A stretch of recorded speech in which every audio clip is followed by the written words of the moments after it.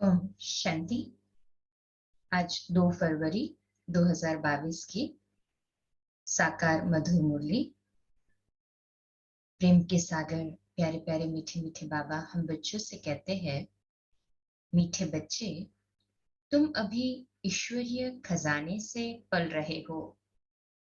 तुम्हारा कर्तव्य है ज्ञान का खजाना बांटकर सबका कल्याण करना। करते हैं ना हम सभी ये कर्तव्य को? कहे हाँ जी बाबा। आज का प्रश्न है, माया की ग्रहचारी आने से बच्चे कौन सा वंडरफुल खेल करते हैं? बाबा उत्तर देते हैं, जब ग्रहचारी आती है तो ऐसे ऊंचे ते ऊंचे बाप, टीचर और सदगुरु तीनों को ही भूल जाते हैं। वंडर है जो अच्छे अच्छे निश्चय बुद्धि बच्चे भी कहते हम नहीं मानते। आश्चर्यवत सुनंती कथनती भागंती हो जाते हैं। आज मम्मा बाबा कहते, कल गुम हो जाते हैं, पता ही नहीं चलता। लेकिन बाबा कहे फिर भी सब आएंगे। बाबा कहते हैं फिर भी सब आएंगे, क्योंकि सबको शरणागति तो एक बाप के पास ही मिलनी है। बोले घूम फिर के आएंगे, चक्कर लगा कर आएंगे, परंतु आना तो यही है। जैसे कई बार बाबा मुरली में कहते हैं, एक ही हट्टी है, एक ही स्थान है जहाँ से प्राप्ति हो सकती है ना? सभी का अनुभव यहीं से प्राप्ति होती है ना, सुख शांति और नई दुनिया के वर्षे की मुक्ति, जीवन मुक्ति की। कहे हाँ जी बाबा। आज का गीत है ओम नमः शिवाय। ओम शांति। यह गीत तो बच्चे समय प्रति समय सुनते भी है और अपने पारलौकिक परमपिता परमात्मा को याद भी करते हैं। याद हमेशा उनको किया जाता है जिससे कुछ न कुछ मिलता है। बनारस में शिव के मंदिर है, वहां बहुत जाते हैं और निराकार बाप को याद करते हैं। जैसे लक्ष्मी नारायण को सब याद करते हैं, क्योंकि उनके राज्य में सुख था, तभी राजा रानी की महिमा निकलती है। सारी दुनिया याद करती है, ओ गॉड फादर। वह एक ही वर्ल्ड का फादर है और कोई तो वर्ल्ड का फादर नहीं है। वर्ल्ड का फादर है निराकार गॉड। उस एक को ही अवतार अर्थात री इनकारनेशन भी कहते हैं। वह एक ही बाप है जिसको अपना सूक्ष्म व स्थूल शरीर नहीं है। ब्रह्मा विष्णु शंकर को भी सूक्ष्म शरीर है, उनको भी अवतार नहीं कहेंगे। अवतार अक्षर बहुत ऊंचा है। वह सब का बाप, सबको सुख देने वाला पतित पावन है। सर्व मनुष्य आत्माएं जो भी आती है, वह पहले सतो प्रधान, फिर सतो रजो तमो में आती है। उनको पतित दुखी होना ही है। पुनर्जन्म तो सब लेते हैं, हमने भी तो पुनर्जन्म लिया है ना, तब जाके अभी अंतिम जन्म में पहुंचे हैं, ब्राह्मण जन्म में, है ना? सभी को निश्चय है हाँ जी बाबा। ब्रह्मा को भी मनुष्य कहा जाता। विष्णु के दो रूप, लक्ष्मी नारायण को भी मनुष्य कहा जाता। तो उन्हों को भी हम अवतार नहीं कह सकते हैं। अवतार तो सिर्फ एक ही है, बाप आते ही है बच्चों को वर्षा देने। आते भी तब है जब सारी दुनिया पतित हो जाती है। जो भी मनुष्य मात्र है, सब गॉड फादर की रचना है।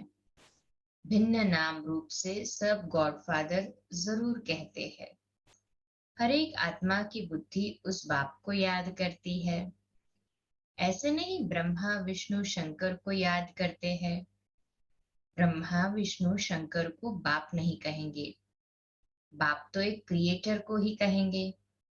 जब संगम युग होता है, सभी मनुष्य पतित हो जाते हैं, तब बाप अवतार लेते हैं कल्प के संगम युग पर। कलयुग को सतयुग बनाते हैं। कलयुग को सतयुग बनाने का काम सिवाय एक शिव बाबा के कोई और कर ही नहीं सकता ना। कहे हाँ जी बाबा, क्रिएटर है ना वो तो। दिखाते हैं ब्रह्मा द्वारा स्थापना कराते हैं, शंकर द्वारा विनाश, विष्णु द्वारा पालना कराते हैं। आते भी भारत में है, शिवरात्रि भी भारत में ही मनाई जाती है।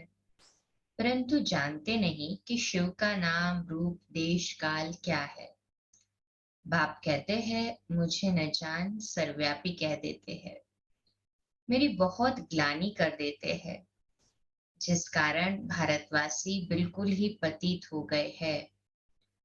जब भारत में सब पतित आत्माएं बन जाती है, तब फिर मैं आता हूँ। कलयुग में कोई भी पुण्य आत्मा, पवित्र आत्मा नहीं हो सकती। पवित्र दुनिया में पवित्र आत्माएं रहती है। उसको कहा जाता है संपूर्ण निर्विकारी दुनिया। उसकी भेंट में कलयुग है विशेष दुनिया। कलयुग के अंत और सतयुग के आदि को ही कहा जाता है संगम। द्वापर और त्रेता को नहीं मिलाएंगे। अंत माना सारी पुरानी दुनिया का अंत और नई दुनिया का आदि। सतयुग है पावन दुनिया, फिर कलाएं कमती होती जाती है। सतयुग त्रेता को भी एक समान नहीं रखेंगे। बाप कहते हैं मुझे बच्चों ने नंबरवार ही पहचाना है। इस समय ही यह कहा जाता है, क्योंकि माया सामने खड़ी है, घड़ी घड़ी भुला देती है। कहते हैं हम ब्रह्मा के बच्चे, शिव के पोत्रे हैं। यह कहते भी भूल जाते हैं। मुख से कहते हैं, परंतु बाबा कहते कहते कहते भी भूल जाते हैं। अज्ञान में ऐसी बात कभी नहीं भूलेंगे। यहाँ सामने कह देते हैं कि हम ब्रह्मा के बच्चे नहीं हैं, एकदम भूल जाते हैं। इतना भूल जाते हैं जो फिर कभी याद भी नहीं करते। वंडर है ना। यह एक बड़ा वंडर है। भारतवासी यह भी जानते हैं कि स्वर्ग बनाने वाला परमपिता परमात्मा है और नरक बनाने वाला माया रावण है। जानते हैं ना सभी। हैं हाँ जी बाबा। फिर दोनों ही बातें भूल भी जाते हैं। न बाप को जानते, न रावण को जानते। शिव को पूजते हैं और रावण को जलाते हैं। परंतु वंडर यह है, जिन्हों को पूजते हैं उनके ऑक्यूपेशन, बायोग्राफी का पता ही नहीं। और रावण जिसको जलाते हैं उनका भी पता नहीं। गायन योग्य था, एक्टिविटी जो कर रहे थे यथार्थ थी, परंतु उसके पीछे का जो भाव था उसको नहीं जानते। रावण क्या है यही पता नहीं था। मनुष्य मात्र यथा राजा रानी तथा प्रजा, उसमें सब आ जाते हैं। सब तुच्छ बुद्धि है। पाप समझाते हैं और जो धर्म स्थापन करने आते हैं उनको री इनकारनेशन नहीं कहेंगे। अवतरण एक बाप का ही भारत में है, परंतु भारतवासी खुद ही भूल जाते हैं। बल परमपिता परमात्मा की पूजा करते हैं, परंतु वह कब आया, क्या किया, कुछ भी पता नहीं। न बाप को, न रचना के आदि मध्य अंत को जानते हैं, न देवी देवताओं की बायोग्राफी को जानते हैं। इसलिए ही दुखी है। भारतवासी पहले कितने सुखी थे, बिल्कुल ही विश्व के मालिक थे। अब वह भारतवासी यह नहीं जानते कि हम सब पावन श्रेष्ठाचारी थे। अगर थे तो कैसे बने, कुछ भी नहीं जानते। यह है वंडर। बाप कितना क्लियर कर समझाते हैं। किसको समझाएंगे? अपने बच्चों को समझाता हूँ। बच्चों के ही सामने प्रत्यक्ष होता है, परंतु बच्चे भी प्रत्यक्ष हो मम्मा बाबा कहकर फिर भूल जाते हैं। यही वंडर है। अज्ञान काल में कभी बाप, टीचर, गुरु को भूल न सके। यहाँ यह पारलौकिक बाप जो इतना बड़ा है, जो सब दुख दूर करते हैं, उनको भूल जाते हैं। तब कहा जाता है आश्चर्यवत सुनंती कथंती अहो मम्माया, तुम कितनी प्रबल हो, बेहद बाप के बनंती।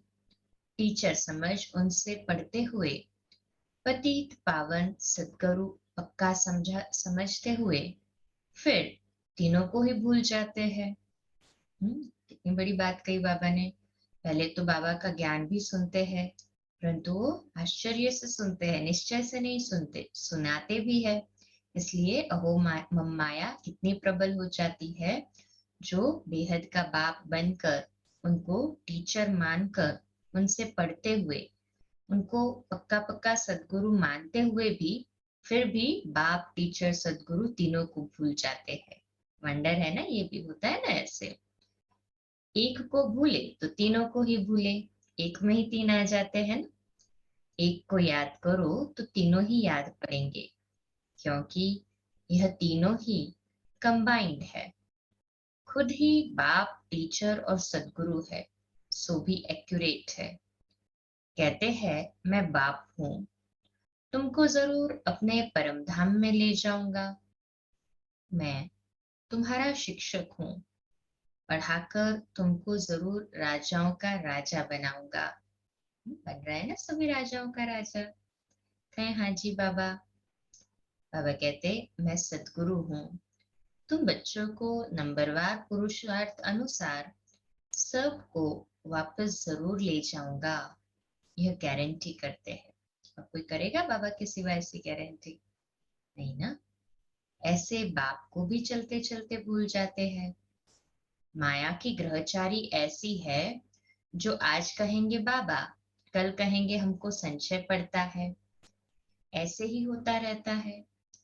हाँ, कोई तो फिर अंत में आकर वर्षा लेंगे, ग्रहचारी उतरेगी तो आ जाएंगे। भले बाबा का हाथ बीच में छोड़ भी देते, फिर ग्रहचारी उतर जाती है, वापस आ जाते हैं। ऐसे भी ड्रामा में नोंद है। विनाश तो होना ही है, फिर किसकी शरण लेंगे सिवाय एक बाबा के? बाबा की शरण लेनी है ना। है हाजी बाबा। सबका सदगति दाता तो एक ही है, सबको शरण में लेने वाला भी है, सब आकर माथा झुकाने वाले हैं, परंतु उस समय क्या कर सकेंगे? फिर ऐसा होगा तो इतनी भीड़ इकट्ठी आ न सके। यह खेल ही बड़ा वंडरफुल बना हुआ है। इतनी भीड़ आकर क्या करेगी? फिर शीघ्र ही विनाश सामने आ जाएगा। हाँ, आवाज सुनेंगे कि बाप कहते हैं मुझे याद करो, अब वापस जाना है। बाकी मिलने से क्या फायदा? बाबा डायरेक्शन देते हैं कि भल कोई विलायत में है तो भी बाप को याद करते रहो, तो विकर्म विनाश होंगे, अंतमति सुगति हो जाएगी। सबको पैगाम तो मिलना ही है, एक जगह पर इतने थोड़े ही मिल सकेंगे। परंतु ड्रामा बड़ा वंडरफुल बना हुआ है। सबको पता पड़ेगा कि फादर आया हुआ है। क्रिश्चियन सब थोड़े पोप से मिलते हैं, सब पहुंच न सके। यह भी सबको अंत में पता पड़ेगा कि बाप आया है, सबको लिबरेट कर ले जाएंगे। कितना बड़ा विनाश होना है। रुद्रमाला कितनी जबरदस्त है, उनकी भेंट में विष्णु की माला कितनी छोटी है। यूं तो कहे कि यह सारी माला विष्णु की है। पहला पहला तो विष्णु ठहरा, ह्यूमैनिटी का ग्रेट ग्रेट ग्रैंडफादर ब्रह्मा ही ठहरा। अंत जन्म जो है वो ब्रह्मा बाबा के नाम के रूप में, और फर्स्ट जन्म जो है विष्णु, या यूं कहो नारायण। ब्रह्मा ही फिर विष्णु बनते हैं, है ना सभी को निश्चय? कहे हाँ जी बाबा। विष्णु के दो रूप है, लक्ष्मी नारायण, फर्क कुछ भी नहीं है। कंबाइंड रूप को विष्णु कहा, गृहस्थ आश्रम का प्रतीक। यह बड़ी वंडरफुल बातें हैं, इसको सिमरन करते रहो तो भी खुशी रहे। बाबा ने समझाया है, रीइंकार्नेशन सिर्फ एक को ही कहा जाता है, क्योंकि उनको अपना शरीर नहीं है और सबको अपना अपना शरीर है। बाबा को तो शरीर का लोन लेना पड़े, औरों को तो अपना अपना शरीर है। लोन लेने वाली चीज दूसरे की होती है। कोई भी आत्मा थोड़ी कहेगी कि हम लोन लेते हैं। आत्मा तो कहती है मेरा शरीर है। शिव बाबा तो कह ना सके कि यह मेरा शरीर है। वह सिर्फ आधार लेते हैं, बच्चों को नॉलेज देने और योग सिखलाने। बच्चे भी जानते हैं कि बाबा ने आधार लिया है, फिर भी घड़ी घड़ी भूल जाते हैं। देह अभिमानी बनते हैं तो वह रिगार्ड गुम हो जाता है। नहीं तो बाबा क्या चीज है? अगर जाने तो उनके फरमान पर जरूर चलें। कदम कदम श्रीमत लेनी पड़े, परंतु माया भुला देती है। कभी श्रीमत पर, कभी आसुरी मत पर चल पड़ते हैं। कभी वह तरफ भारी वह हल्का, कभी उनकी मत पर, कभी उनकी मत पर। एक ही शिव बाबा की श्रीमत पर चलते रहे तो ठीक, ऊपर भी चढ़ते रहे। कभी माया की मत पर चढ़ जाते, कभी बाबा की मत पर, तो इधर उधर लुढ़कते रहते हैं। बाबा कहते हैं बाबा की मत पर चले तो ही चढ़ेंगे। सभी बाबा की मत पर चढ़ने वाले हैं ना हम। कहे हाँ जी बाबा, परंतु अपनी मत पर भी चल पड़ते हैं। मन मत पर भी चलने वाले होते हैं। अभी तीसरा, बाप जो डायरेक्शन आदि देते हैं उनको अमल में जरूर लाना पड़े।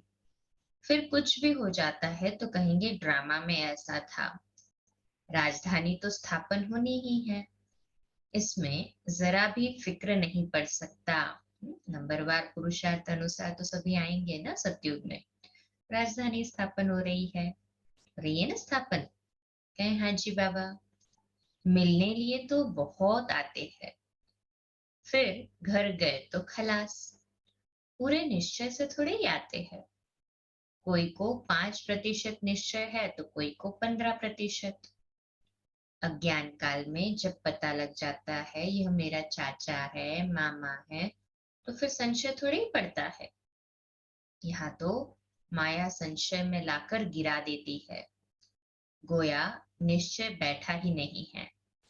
निश्चय बैठे बैठे भी फिर गुम हो जाते हैं। वंडर है ना? यह एक ही बाप टीचर सदगुरु है।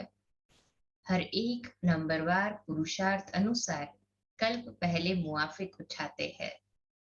कल्प पहले जिसने जितना वर्षा लिया है, हर एक की वही एक्ट चल रही है। बाबा तो पूरा साक्षियों के देखता है, बाबा को तो सारा पता है। इस समय हम ब्राह्मणों की माला नहीं बन सकती, क्योंकि ग्रहचारी आती रहती है तो टूट पड़ते हैं। फिर प्रजा की माला में आ जाते हैं। प्रजा में भी कब कैसे माला तो है जरूर। रुद्रमाला और विष्णु की माला, यह है रूहानी माला, और वह है जिस्मानी माला। इसको समझने की बड़ी अच्छी विशाल और स्वच्छ बुद्धि चाहिए। सभी स्वच्छ बुद्धि होकर बैठे हैं ना, हाथ ऊपर करें। वफादार फरमानबरदार चाहिए, जो श्रीमत पर पूरा ध्यान देता रहे। शिव बाबा की कितनी बड़ी सर्विस है। कहते हैं पतित पावन आओ।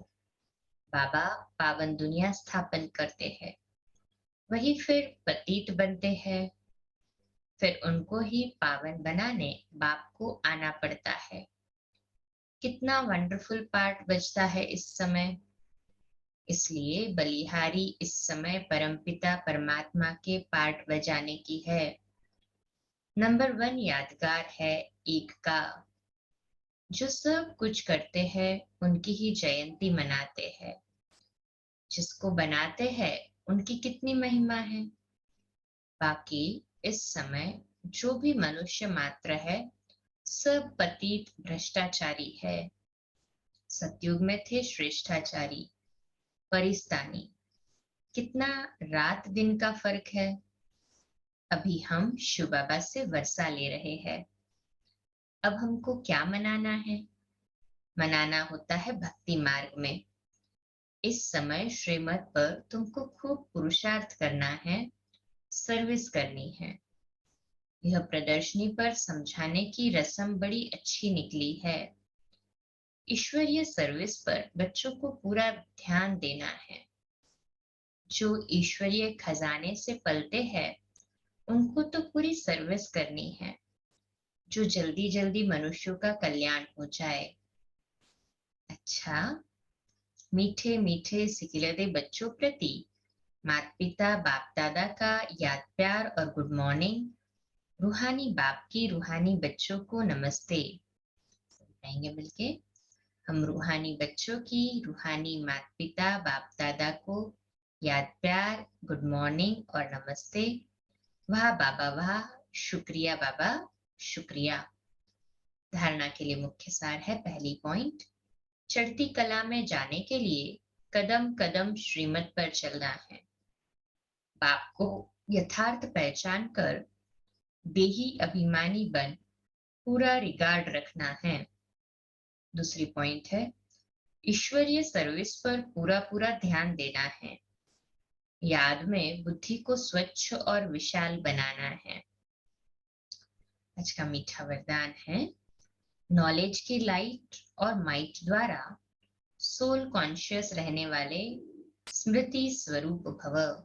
विश्लेषण है, आपका अनादि रूप निराकार ज्योति स्वरूप आत्मा है और आदि स्वरूप है देव आत्मा। दोनों स्वरूप सदा स्मृति में तब रहेंगे जब नॉलेज के लाइट माइट के आधार से सोल कॉन्शियस स्थिति में रहने का अभ्यास होगा। ब्राह्मण बनना अर्थात नॉलेज के लाइट माइट के स्मृति स्वरूप बनना। जो स्मृति स्वरूप है वह स्वयं भी संतुष्ट रहते और दूसरों को भी संतुष्ट करते हैं, है ना सभी स्मृति स्वरूप। कहें हाँ जी बाबा। आज का स्लोगन है, साधारणता में महानता का अनुभव करना ही महान आत्मा बनना है। चलना बोलना उठना रहन सहन पहनावा सब कुछ साधारण हो, परंतु अपने संकल्प बिल्कुल महान शुद्ध हो। इसलिए साधारणता में महानता का अनुभव करना ही महान आत्मा बनना है। आज का स्वमान हमारे लिखने के लिए, पुरुषार्थ करने के लिए और अभ्यास करने के लिए, मैं स्मृति स्वरूप हूँ। चलते फिरते उठते बैठते आत्मिक स्मृति में रहे, सोल कॉन्शियस होने का अभ्यास करते रहे। ये विशेष अटेंशन रखेंगे हम सभी। इसी स्वमान को लिखेंगे और अभ्यास करेंगे, मैं स्मृति स्वरूप हूँ। अच्छा, कम बोलो, धीरे बोलो, मीठा बोलो, सत्य बोलो, सोच समझकर बोलो। निमित्त भाव, निर्माण भाव, निर्मल वाणी। ओम शांति।